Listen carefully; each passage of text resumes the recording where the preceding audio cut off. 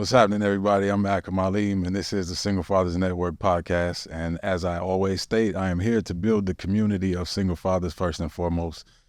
Today, my guest is Monte, and we're going to take a little time to dive into his story and talk about some of the obstacles he faced as a single father. And that's that. Let's jump right into it. Well, amen, and God bless. And I appreciate you being here and us being able to talk. And you know, we need to help one another as black men and fathers. Definitely. And I appreciate any help I can get, you know. Real quick, your shirt is touching it. If you could back up just a little bit. Yeah. Aesthetics, brother. We got to have it on point. No, it's tapping it. Oh, it's tapping Yeah. it. Need to back up a little bit? Yeah. Okay. Is that better? Okay. Yes, sir. So how does your journey as a single father begin? I'm not sure. My journey has been a total one of being a single father. Got married pretty early 20s. We had 3 babies. We had our issues. And I remember one day my little son, came to me and said, "Daddy, how come we not a family like we used to be?" And right then I knew I needed to make it right with his mama. And I did. And I did what I had to do, catered to her ego, kissing behind, and I made things right. Not that I think in my mind I had done anything to cause the rift between she and I, but I made it work for my kids. Because I love them. I love my babies. You know, they're my whole world, my children.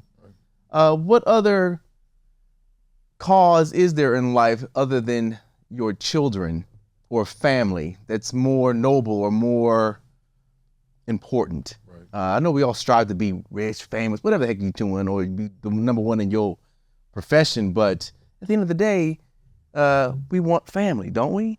I mean, and most of the striving for other things is so we have the ability to provide for a family ultimately. Right. Yeah. That's right. Right. And and then once you succeed in that, whatever it is, that endeavor, you want to be able to share with the ones you love, right? I heard somebody say not too long ago, we want to be loved by the ones we love. Yeah.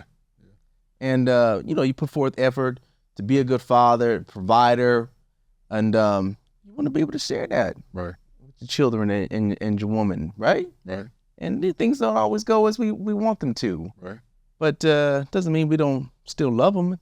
I was going to say, because that said, we're still here. So at some point, that boat sank and you ended up a single father. I did. Now I am. Yeah. And it's a pain I can't describe. It feels like I've been kicked in the nuts all day long, every day. And do you mind me asking, is that from a failure of the marriage, or is it just from not being in a situation where you're with your kids all day, every day, or a combination? I cut every cord, named every one of them. I was there every day. And had a little hiccup, got back together with her, like I was saying a second ago, and been with them ever since. We were good until something happened between she and I.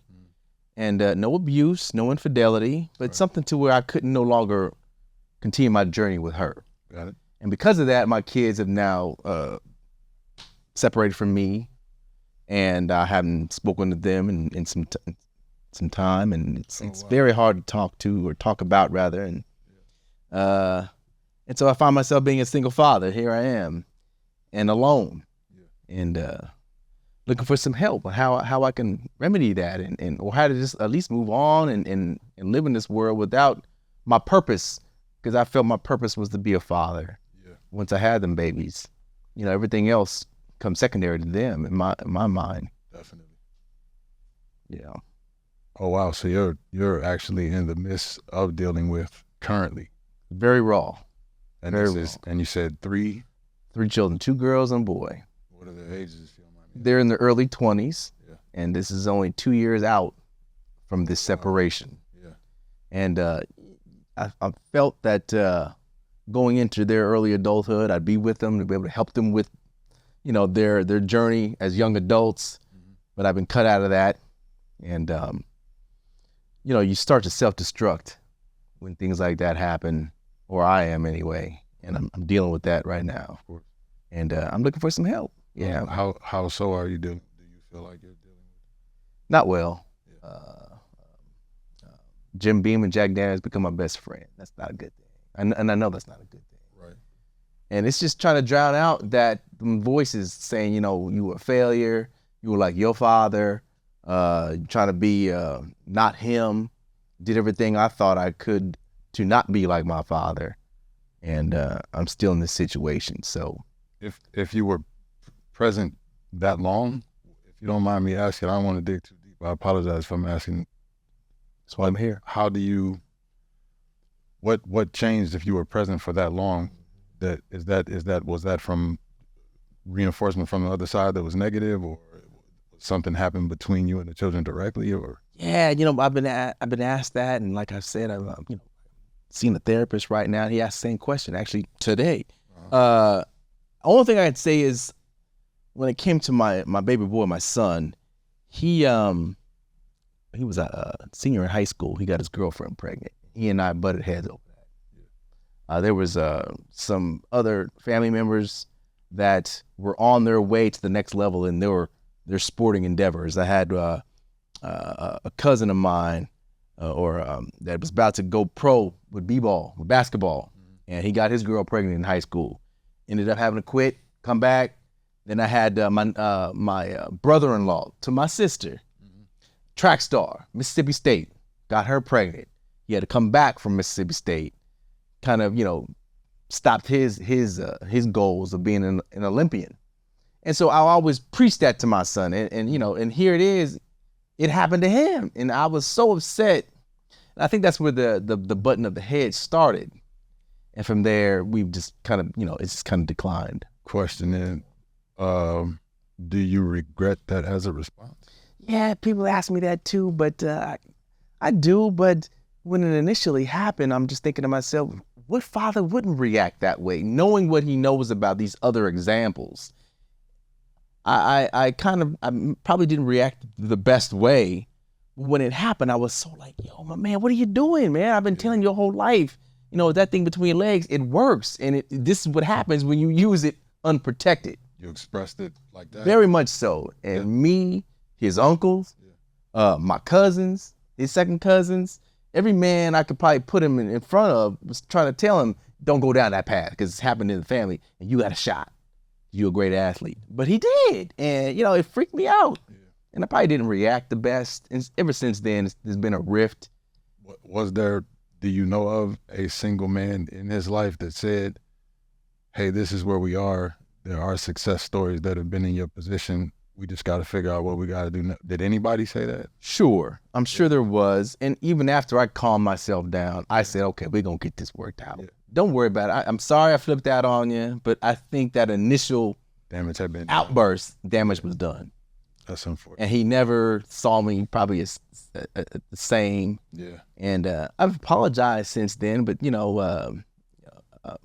off camera, off this right now, I told you, he's NFL wide receiver. Yeah. And I guess he doesn't feel he needs me anymore. He's got good money coming in and he's superstar and he don't need my input no more. But so that's a different dynamic though, man to man, because he's a man at this point. What about with the girls? So the only thing I can think of with the girls, because we had a good relationship up until maybe just this last February, I think he may have told them I ain't fucking with dad no more, and if y'all do, I ain't fucking with y'all.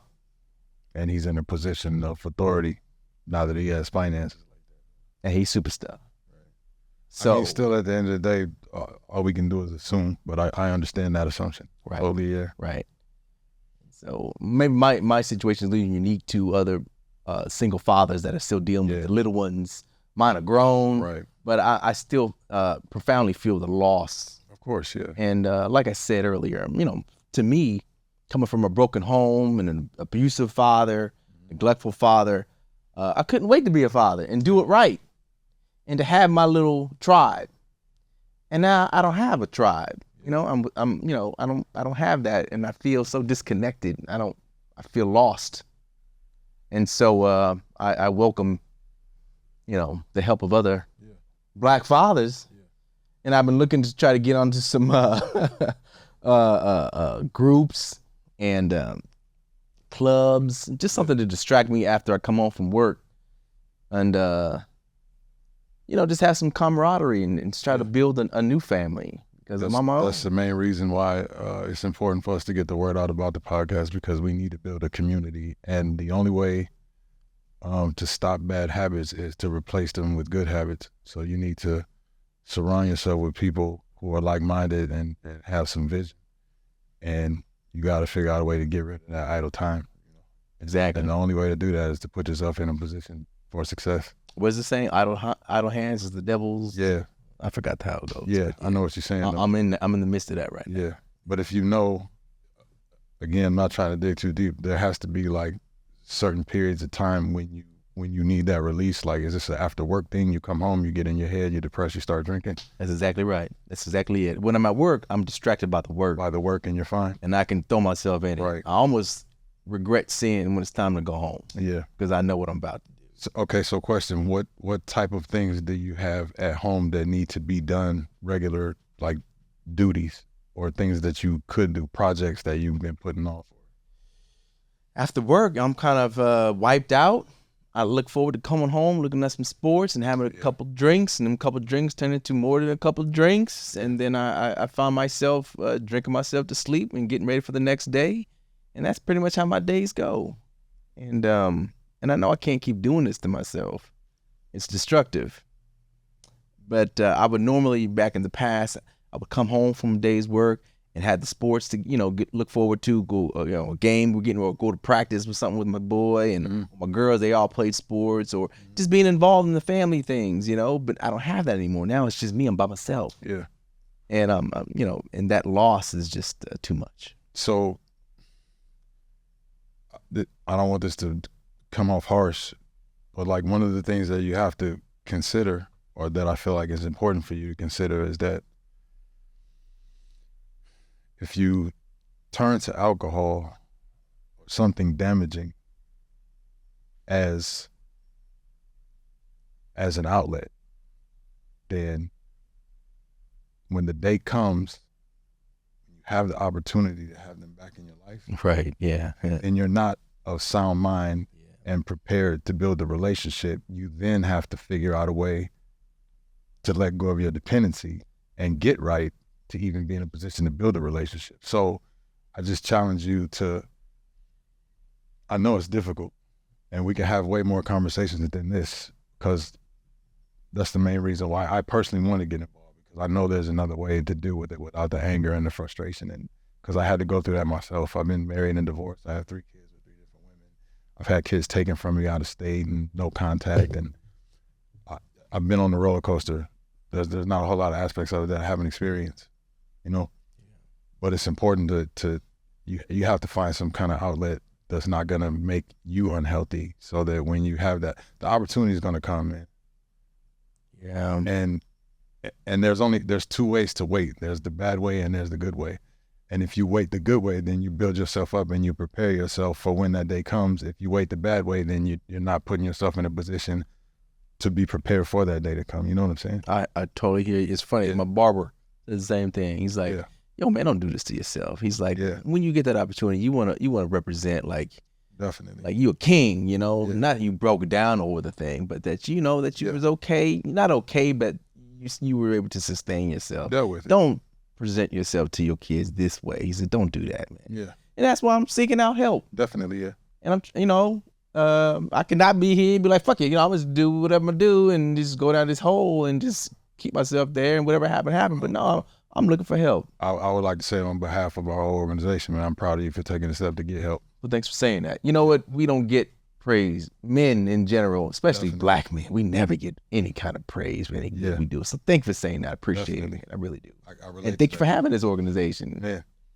Are you? Let me ask you on a personal level, because I know for me, I'm dealing with it. Like, there's been so many seeds planted of me feeling like not good enough. Yeah. Like just societal norm seeds and family expectation. And I feel you. You know what I mean? Like, always dealing with the frustration of all that as a parent. These aren't conversations you can typically have with your child. They're just kind of things you got to take on the chin and figure out how to, Yeah. But after every single relationship in my life, because the communication wasn't where it should have been, I left every single situation, parents, friends, relationships, wondering personally, what's wrong with me? Why am I not able to maintain these relationships? Right. Especially with women. Yeah. Like, what am I doing wrong? I don't have contact with my mother. I can't, you know what I mean? Like, how far back does this go? Yeah, yeah. Thankfully for me, I got that intact. Yeah. Because she was the only one after my father left that I had with my mama. And was there a rough period there though? Between she and I, or he and between she and you and her. You know what? I've been mulling this around in my head a lot.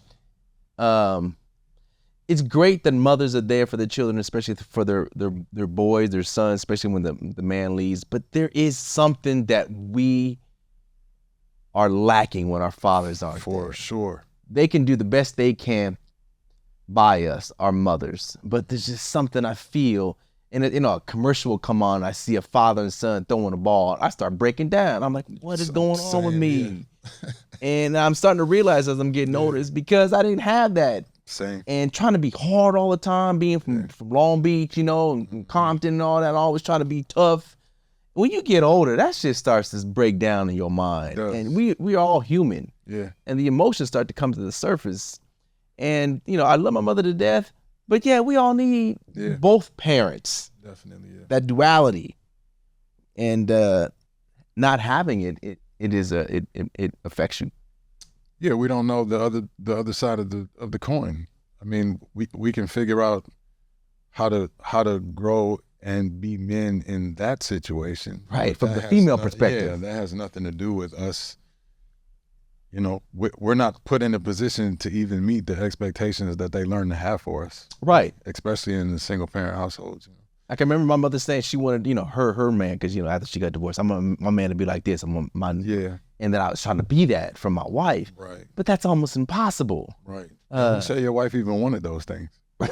Yeah. Right. But that's what my mother wanted. Right. Exactly. And I'm trying to be this, thinking that this is how all women want their men to be. That's the same thing we do with parenting. We grow up, and these are all programs we have to let go of. We think we know how to parent based on what our dad didn't do, how to be a husband based on what he didn't do. I feel like a poser. I feel like I'm a fraud, and I was trying my best. Yeah.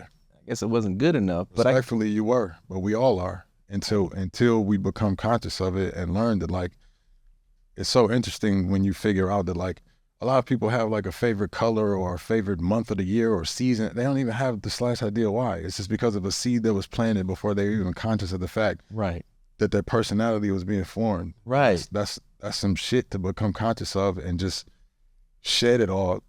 And that's when you really start to become who you are. That's exactly right. That's you said it, articulated it perfectly. And not until we get older, we start to become who we are. We learn who we really are. Definitely, yeah. As opposed to all this doctrine that's been put on us as children. God was, my mother was devout, churchgoer, all kind of revivals, all kind of, church. I had all that religion. Yeah. And then, told this is how you're supposed to be, how you're supposed to think. This is what you're supposed to like. This kind of music you're supposed to like. Mm-hmm. I like classical music, and I'm okay at age 50 to say that as a black man, and I don't feel like I'm like handing over my black card because I said that. I like it, and I don't care no more if you don't, if you think I'm a pussy. Well, I don't give a fuck. You look good for 52, by the way. Well, thank you, sir. 50 also. Right on, brother. We look good, man. Black. No, I'm saying I meant 50, like not 52. You're 50. Right. Yeah, I'm 48. Okay, well, I'm right there. You're right there too. I'm trying to hold on to the spice. There you go. I'm chasing a 9-year-old around still. Oh wow. Okay. Yeah. You know what? 5, 13, and 9. Okay. Yeah. Cherish him time, man. Oh, I do, man. Yeah, man. Yeah. I miss him. When I was a younger father, I'm like, damn, I can't wait. I ain't gotta do this no more. Now I reflect. Probably some of the best times of my life. Definitely, I would agree. Being with my babies, Yeah. Yeah.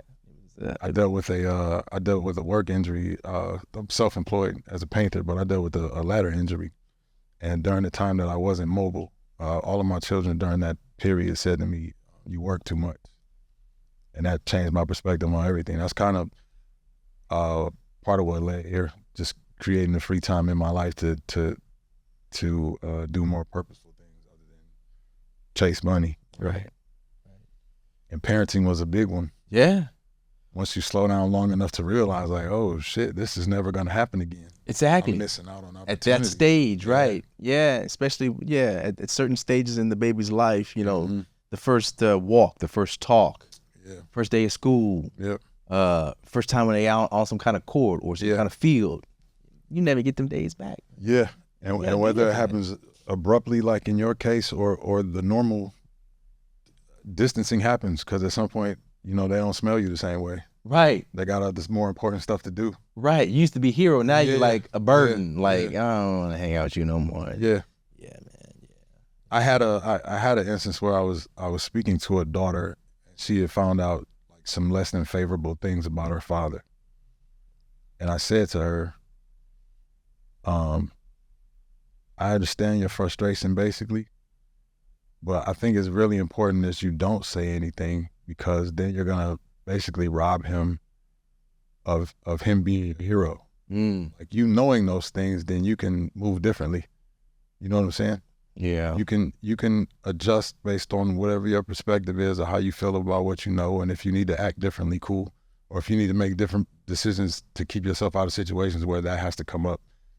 Whatever the case, but don't rob him of that, because you're in your mid-20s now, and he spent his whole life protecting his image for you. Like, he knows the stuff that he does that's right or wrong, but he spent his whole life protecting that image for you. Don't rob him of that. Yeah, don't rob. Because that's hard to recover from, But that takes the child out of that innocence.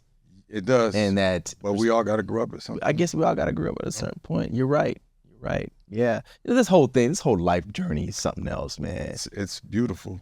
Okay. I used to think that way. I don't know anymore. It's something I struggle with. Yeah. With religion, I'm kind of reacquainting myself with the whole thing. I've been it my whole life. I'm just. What's your thoughts on that? Because I kind of look at it as I didn't ask to be here. So my thoughts from religion are that there is truth in all of it. For me at this point, I'm beyond the point of arguing whether you believe in Jesus or Buddha or Allah or whatever the case is. All of these people were real and relevant for different cultures in different periods of time, because ultimately they're all centered around the same truth. That's why the stories are so similar. Right. And I think it's silly to get in an egotistical argument over that. That said, I don't care if you hold a quartz crystal in your pocket and that makes you do right, or if you walk around with the Bible. So from that perspective, religion is blah to me. It's about, like, what type of spirituality do you possess as a person, and how do you treat other people? And we should, you know what I mean? Agreed. What are your intentions in this life? As far as me being here, I can't really argue that sentiment, because, like, no, we didn't ask to be here. But at the end of the day, we're here, and for what purpose? I'll keep wondering. I mean, if there is a creator, why did you do this? I have an answer for that too. Okay, please, I want to hear it. I don't think there is a purpose, and I mean that by saying, from a foundational standpoint, purpose is anything you put your energy, effort, and attention towards, and that is only affected by your perspective of how you feel, your enjoyment of what you're doing. So if we understand that the only difference between work and play is the way that I look at them, then for me anyway, I'm shifting my mind to a state of neutrality, to where, like, these are just things that need to be done. Like, there are things that I hate doing, but now at this point, I'm comfortable in the fact that I accept that there is a process in everything, and I can slow down and just say, I have to wipe the counter. That's it. I'm just wiping the counter. Why am I don't know how to wipe this counter? Right. Yeah. I'm taking years off my life, making myself mad about. Right, for this chore. It's just shit that has to be done. Got to be done. And I just try to approach. Of course, there are things that I enjoy more, and I snap out, and I get into a zone, and it's very therapeutic for me. Like, that's why I enjoy painting houses.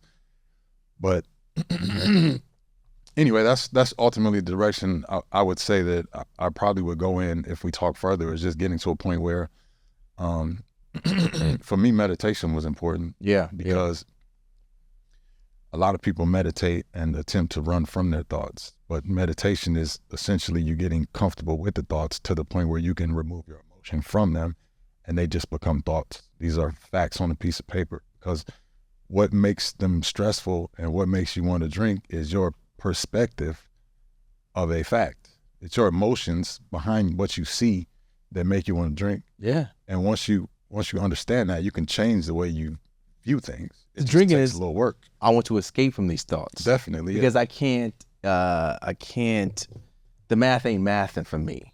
I was completely opposite of my father. I was there, I was loving, I was patient, and I'm still in this situation to where I don't have him in my life. I understand. And I don't understand that. And I cannot read that, the equation is just not, it's not math. And like I said, I cannot cope with my reality. Right. And the drink, I hate to say it, it takes me out of that for a little while. And you know, people eat shit and drink and all that stuff, but I thank God for it, because I don't know what I'd do if I didn't have this escape. No, I completely understand. And you know, when it comes to religion, I gotta ask myself, if there is a creator, he must have had an idea of what he was doing. Like we as fathers, we are creators. We create these children, and it's our responsibility to guide them and to be there for them. And so I'm just wondering, what is our Heavenly Father's, guidance, and what is his, That's what's the part purpose of of all my this? separation from it, because they teach a lot of it is fear-based. It is fear-based. And I say as a father, I'm I don't want my kids to be, I know there's a healthy amount of fear that people will have. Like, Sure. That's inherent. Like I don't have to be that for them to have that. Right. Really. So I distance myself from religion in that way, that like you can't tell me that like he's all loving and then read a scripture to me about how he flooded the world and caused fires and to teach and told me if I bite from the apple, all of a sudden I'm gonna die in a tenth of the amount of time, right. And I'm gonna kick you out. I'm gonna realize I'm naked and like all of that stuff. I'm just like, come on, man. I said the same thing. Yeah. I'm like I said, I'm reacquainting myself with the whole thing. I'm looking at it. I'm like, come on, man. This ain't adding up. You know what loving parent would be like? You know, you do this, I'm kill you. Yeah. Well, I'm gonna wipe out half your clan because you complaining about, I don't know, whatever the case may be. Yeah. Reading the Old Testament, just you know, it's not adding up. I had a pastor who had an interesting take on it, and he said that he felt like a lot of men had a problem evolving like a relationship with God, because again, most of us come from single parent households, so we can't even identify with the first level of father. How are we supposed to identify with some abstract? You know what I mean? That's a difficult concept for you to create for me when a tangible father I don't have, but I should. That's a lot to take in. It's a lot to ask somebody, and I'm so glad you brought that up, because you know, having a mother, I don't know what, for some reason or not, women can seem to they can get on board with this idea easier than us. I guess men think a certain way. It never settled with me that I gotta rely on this invisible thing. Right. And then my own ain't there, but I'm supposed to rely on this Heavenly Father to do X, Y, Z for me. Right. But the dude that's actually my father, he don't want shit to do with me. Yeah. How am I supposed to like reason with that? Even as a child, I'm like, something ain't adding up here. I've always been in that same boat. I never really identified with it to that degree in that way. Like I was raised Baptist and I went to a Catholic high school. I was I went to Catholic school, right? Yeah. And I remember going to this confession, and I remember like, Mom, why I gotta tell this dude that I looked at a dirty picture or something like that? Why can't I just say I'm sorry, God, on my own? Why I gotta tell somebody this? Don't ask questions about religion. Just do what they tell you to do. Yeah. Like, did that become your foundation for parenting? Like all of the seeds that have been planted from the spiritual. Don't ask questions. Yeah. If that's what you're asking me. Yeah, like the same way they taught us of the religion to fear him. Right. Yeah, I feel like naturally we all kind of went that direction. We all kind of, because that's how we're raised, right? Yeah. And we're hardwired for that. Yeah. But I can remember one time my baby girl, she had done something and I popped her on the leg. Mm-hmm. And she looked back at me with a look of terror and looking for her mama now. And I'm like, I have now made this child afraid of me. Yeah. I cannot ever do this ever again. Yeah. And if I need to get her attention, I'm gonna do it a different way. But I ain't gonna beat my kid. And I used to get beat on. I was the type of kid, go get that switch and all that stuff. But that fear thing, I just thought to myself, this isn't the way. I can't do this to my kids, man. Yeah. Say what you want. I know we black people, we know for, we gonna spank our kids, beat our kids, get them in order. I couldn't do it, man. I just couldn't do it no more, man. I used to react in that phase. I mean, in that, I used to react in rage, like I would be upset. But now I'm like, okay, well, you did something I feel like you shouldn't do. But again, I feel like you should do it. Like you pour, random example. You pour bleach on a black carpet. Normally that's belt off, da-da-da. Right, go get a switch. But right. then I'm like, okay, well, what made you pour the bleach on the black carpet? Reason, right. What were you trying to do when you poured the bleach on it? Was it an accident? Was there something you were trying to accomplish? Do you know that we purchased this black because we wanted it to stay black? So when you pour this on it, this is what happens. This is what happens. And as a consequence of that, we have to do this and this and this and replace it. And that takes time and effort and energy. And, you know, I would rather spend those moments loving on you and hanging out with you. And, you know, now I got to worry about how to fix this and let's hurry up and do it so mom doesn't get home because we don't want to upset mom and we don't want the night to be bad. I tell you what, how about you help me roll this up? Yeah. We take it to the store. Yeah. Let's go buy another. Look, this is how much it costs. Hey, here's my card. Put the card in the machine. This is my pen. This is how you figure out how much. Turn it into a learning. That's education to me now. I'm so separated from like the school type of shit. Like that's education for me, like life experience. But like, let's turn the stuff that would normally be an ass whooping into like teach them. And ain't that better than now the child is afraid of you? Yeah. And you know, anything they might do wrong, they're afraid the dad's gonna beat me up. What do they do when you're gone? There's nobody there to whoop them and tell them right from wrong. Right. We're supposed to be teaching them how to make decisions on their own without us. And be a guide. Yeah. And so I had that realization, and I'm like, I can't, you know, the beating of this child now. Yeah. What is that going to instill? That I'm the one that you're supposed to always be afraid of when you do something wrong and you're out of step, right. or like you said, make it a learning experience. Hey, you know, don't do that, don't say that. This is the way you're supposed to. This is how you're supposed to behave. You're supposed to calm yourself down. Blah blah blah blah. I never forget. I got my ass whooped on as a child because I was going out to get a ball in the street. Mm-hmm. And I guess my father was watching as we were playing outside. Beat the ever-living crap out of me, closed fist and everything. Because he's like, you know, you didn't look both ways, nigga. And he could have easily said, listen, son, that car could kill you. Yeah. If you don't look, you know, both ways, this is what could, tell me what's going on instead of just beating the shit out of me. Yeah. Now I'm afraid of you. I guess he got his point across, but damn, did I need to get my ass whooped? He could have just told me. Well, you know what, that's fear, and that's what I'm learning to uncover, because if I saw my son run out in the street and I spanked him, I'm spanking him because I'm afraid of losing him. Right. But instead of reacting in that fear, just pull him to the side and say, hey, I'm afraid of losing you. I need you to pay attention. You can't just run out there in the street. Right. Because if something happens to you, that's going to ruin me. Yeah, I didn't get that conversation. Your mother needs both of us. Right, exactly. Yeah, I love you, man. You know, I'm trying to. I'm looking out for you. I don't want you. I don't want to lose you. Yeah. Did you hear that growing up? No, sir. Yeah. No. I had a Vietnam vet father and came back from the war messed up, became a cop. Yeah. Probably should not have done that because he never dealt with they called it shell shock back then, but we now know it as PTSD. Yeah. And bad. Drank a lot. I mean, that's what you witnessed then, right? Yeah, that's all I grew up. And there you go. So that's a generational, there it is right there. There it is. Right generational there. Curse you got to figure out how to get past. Yeah. A lot of hurt, a lot of trauma. Trying to be better. Yeah. But here I am. You know, my kids don't want to talk to me. And yeah, man, it's like a vicious loop. I wouldn't say they don't want to talk to you. I would say that somewhere along the line there was an expectation that they had that for some reason wasn't met, and they haven't figured out how to work past that. But you know, everybody has. People just need their space to process shit sometimes, man. Well, in the meantime, I'm on a tailspin. Yeah. Well, we're gonna have more sit downs, man. Especially now that I know more about the situation, because you know, in you gifting me with that information, then I know, you know, more so who to pick up the phone and contact, and maybe you know, a couple sessions down the road we can have somebody else.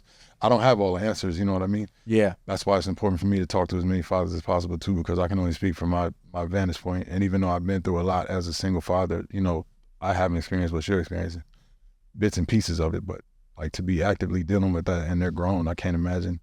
I didn't get the opportunity to build a relationship with my daughter until she was nearly an adult, but that was still 17, and I'm present in her life now. I couldn't imagine like the reverse of that, where she got to that point and was gone then, because you had the opportunity to build an entire relationship.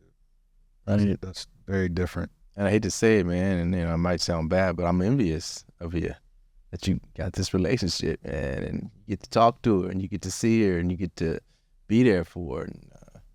And like I said, I thought I did everything right. I may have had a hiccup here or there, but I don't understand why they completely don't want nothing to do with me.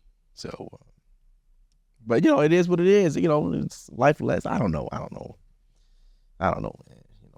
Life throws you curveballs. I thought I had enough as a child with the abuse and the neglect that I wouldn't have to deal with anymore as an adult. Because now I can write the narrative. I can control what's going on, and I'm not gonna be like that. And they would understand that. But here I am. Well, you mentioned that earlier, and I noticed that comes up a lot. And it was actually initially one of the things that I pointed out in my own situation, is that we spend a lot of time instead of trying to figure out how to parent our children, we initially as parents, we're trying to be something other than what we saw, exactly, instead of trying to be what we need to be, thinking that's the answer. Yeah, because you said a couple times like not be like him, and I went through that same thing, man. I feel like I woke up one day and I looked in the mirror and I was like, oh shit, I got 3 kids by 3 different women. Essentially I did the same thing. I was married, I was engaged, and the other one was a long-term relationship. So I attempted to go about it right. My intention was good, but either way, my intention met the fact that I didn't have the tools in the shed to facilitate the type of relationship that I saw. Right. The only thing I saw was the Cosbys, but I'm not in a situation where she's got money, I got money. Right. Doctor, lawyer, beautiful family, beautiful house, I needed a show that was like, hey, how do we go from Married with Children to the Cosbys? Right. There was no path. I just saw these 2 different extremes. And if I'm being honest, my situation was closer to the Married with Children situation than the Cosby. Egg and all that, right? Right. The dysfunction. Yeah, hella dysfunctional. Yeah. No, I deeply love my wife. Yeah. We were together 24 years. You're divorced now? I am divorced now. And like I said, there was no infidelity, no abuse, physical abuse. Right. But, she crossed the line that I couldn't no longer continue the journey with her. Right. And I guess the kids didn't like that I left her. And because my son recently said, yeah, you a coward for leaving and all that. I'm like, a coward? A coward is someone that doesn't confront issues. A coward is someone that doesn't try to make it right. I said, that's never been me, son. I don't know who you're talking about. I don't even know where you're getting that word from, but that's not me. I said, what happened between me and your mother was between me and your mother. It's got nothing to do with me and you. And the girls followed along with him. But I guess they're only getting her side of things and they're not hearing Or it could, yeah. I mean, because people are going to form their own perspectives. And as difficult as it is, we all have to accept that people are individual and we can't always communicate things the way that we want to. But ultimately, if we don't keep ourselves well, it doesn't benefit anyone. That's true. Yeah, but I thought they would be, I thought I had equipped them enough mentally to understand, see both sides of any issue, especially with me and their mother.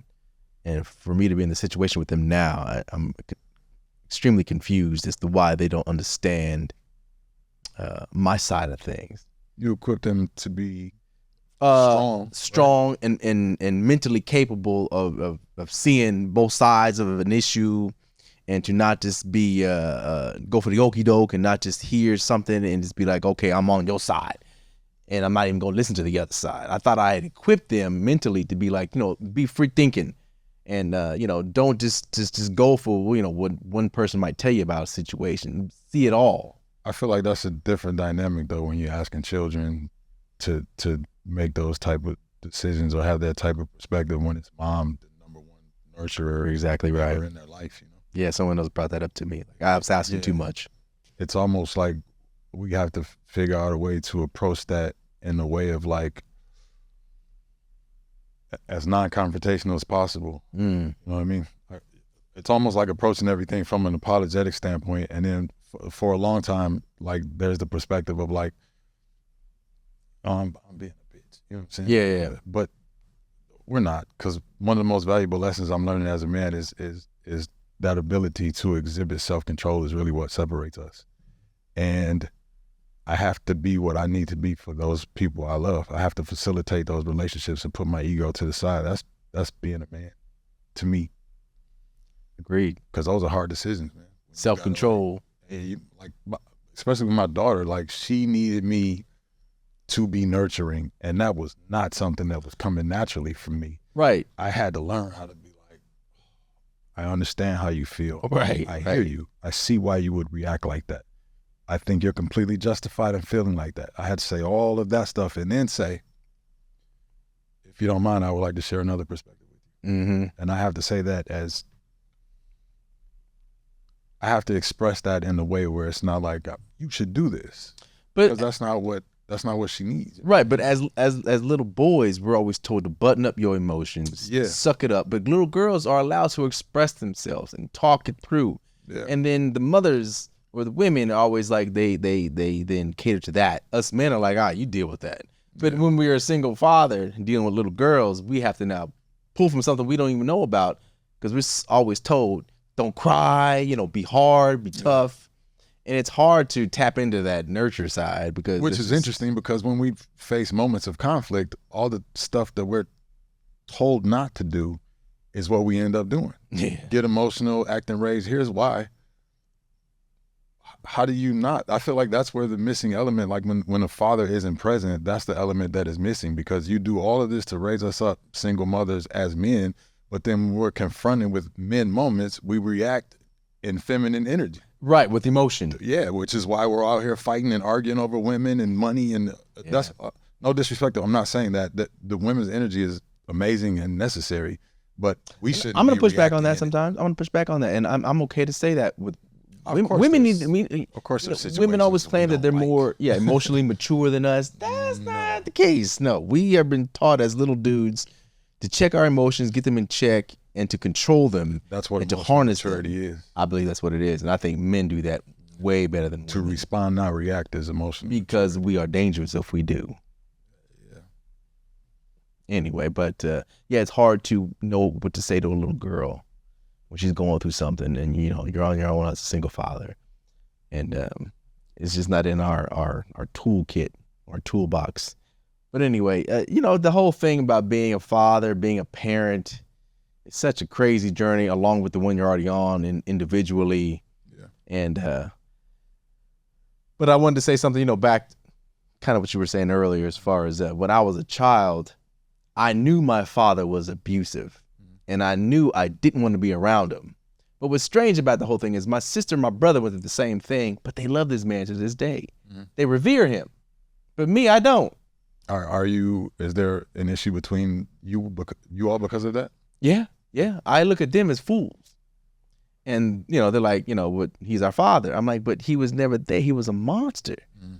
He would terrified us. Why do y'all have such reverence for this guy? Yeah. I don't understand the mindset. I said, even a dog knows when to run away from an abusive owner. Mm. They don't go back to the abuse. So why do y'all keep going back to the abuse? I mean, that's not any different than, it's just the mentality of people who are, pattern abuse. That's the same reason why, like, battered wives don't leave their husband. It's just, there's a mentality behind it. Some people just can't escape from that. Even if it's right in front of your face, as far as the abuse and you're being hurt. What makes sense to me and you is we just have to accept that that's not going to make sense to everybody. It never made sense to me, even as a child. It's not supposed to. If you're a rational person, that's what I'm saying. But even as a child, I'm like, this ain't right. Can't expect everybody to. We all develop differently, and whatever need is being, met for them. Yeah, like whatever it is. I don't need nothing from that dude. It's hard to put words together. Right. I don't understand it either. I don't get it. Whatever need that's being met. I knew to stay out of his way. Yeah. I knew to be quiet around him. Mm-hmm. And when I got old enough to get away from him. Yeah. And I don't need nothing from him. Because So let me ask you a question then. All the things that you felt like you did right as a father, and you still ended up in this position. Like it's kind of like one of those things where like we fight so hard for what we don't want to happen that it happens, because once that seed is planted, we make decisions that lead to that, but we think we're doing things right because we don't have a roadmap to go in the opposite direction. So you could have done little things all along the way that led up to it and had no idea, because all you were doing was spending all this time trying to just be different than your dad. I truly hope that's not true, man, because I really think I was not doing that. I really made a conscious effort to not be that guy. Yeah. But you could be right. I could have been Just all along perspective. Yeah. still living that fear that I had, and thinking that I was doing something different. But like we both have agreed on, there's no playbook to this. There's no, there's no manual, man. We trying to do the best we can. And I always thought if I was patient and loving and I was there and I listened to him and I didn't always react out of rage like he did, I was good to go. I feel like it's been a huge cosmic kick in the nuts what's going on with me right now with my kids. And that it's, karma. I don't know why is karma playing tricks on me, because I thought if you put out good energy, you're supposed to get it back. But that's not the case for me. So it's very confusing. I mean, even that, I know I'm saying like some of the shit's so abstract. It's just like even that isn't necessarily a thing. The good and bad energy, again, that's our emotion and perspective. These are just events in life. You kind of got to get to a point where you understand that, like, we walk around all the time saying shit happens, but then when shit happens, we act like, oh shit like, we say it because I feel like we should say it because we're preparing for it. Okay. We just say it like, we say it like loosely. Right. Oh, shit does happen. It does happen. That's why I'm trying to get mentally prepared, so when shit happens, I'm not losing myself over. Right. Or we're not totally shocked by it. Yeah. But for me, you can be shocked. I'm shocked. It came out of left field for me. Pain is inevitable. Suffering is a choice. That's one of my favorite quotes. Say that again, please. Pain is inevitable. Oh. Suffering is a choice. Ooh.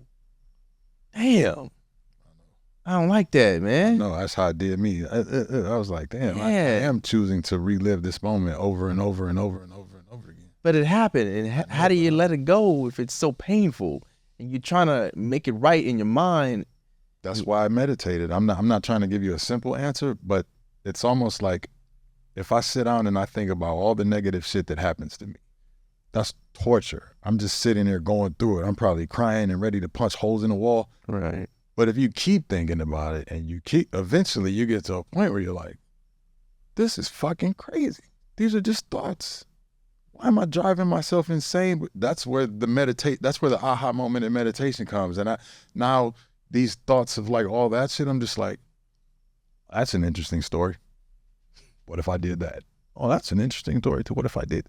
But the point is I'm not jumping on board with my emotion. I'm just seeing like these are just different outcomes, because the one thing we cannot do, it's our brain's job to think that's how we protect ourselves. Right. So we have to get comfortable with it doing what it's supposed to do.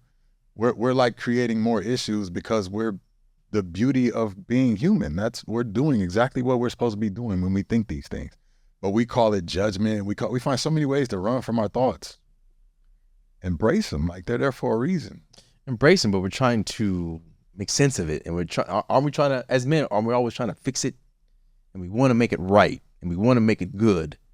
And we don't want to be just sitting with these negative thoughts and these things that happen to us. I'm trying to balance it out, right? I'm saying we have to sit with them to get to a place to where they don't affect our decision making. Because there are facts and there are facts with emotions. I'm going to keep going back to that. Like, if you're angry because your child's mother won't let you be a part of your child's life, then that anger prevents you from making decisions that put you in a better place to be in that child's life. But she's making it difficult. She is making it difficult, but the only fact there is that you've hit an obstacle with your child's life. Worrying about what she's doing and why she's doing what and being vindictive, that's all irrelevant shit. You still have to contend with it. I know you have to contend with it, but I'm saying your perspective on the situation is what's gonna, either way, you have to deal with it. Yeah. So why deal with it from a negative standpoint where you're not doing anything to benefit yourself or the situation, as opposed to saying, well, I accept that she is the way she is, and maybe I don't have contact with her, or maybe we only do text message or email, or maybe I go involved the court because I know the outcome of this. You know what I'm saying? Like, Yeah, I've been there. Outcomes, but but if you're not in a right place mentally, then you can't make those type of decisions. Agreed. So you have to get comfortable with the thoughts so that you're not making decisions from a place of emotion. That's what I'm saying. Right. It's funny how us men have to do that. Yeah. That we have to be in a place of logic, reason. They can wild out, but we got to be calculated. We have to be precise. We have to think it through. Otherwise, it seems like there's more consequences for us when we don't.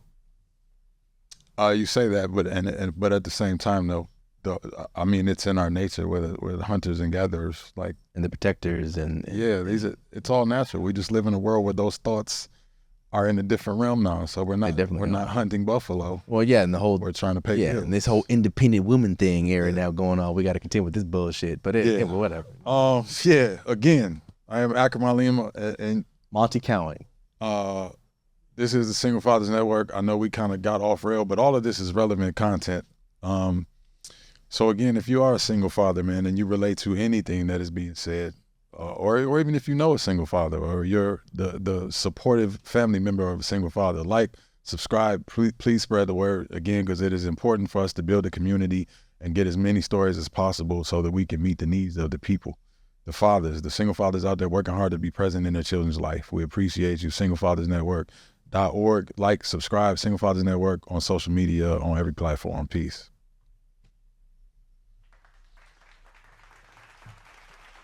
Didn't get in. I wasn't able to plug my